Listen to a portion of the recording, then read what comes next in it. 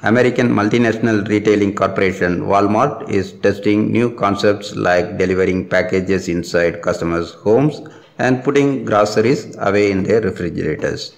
Walmart is working with a company called August Home that makes smart locks and other smart home accessories to test the new system with few customers in Silicon Valley.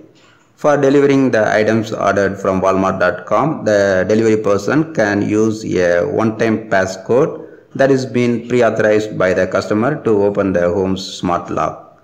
The customer receives a smartphone notification when the delivery is occurring and can choose to watch it all play out in real time on home security cameras through a dedicated app. Delivery person brings the groceries to the kitchen, unloads them into the fridge and leaves.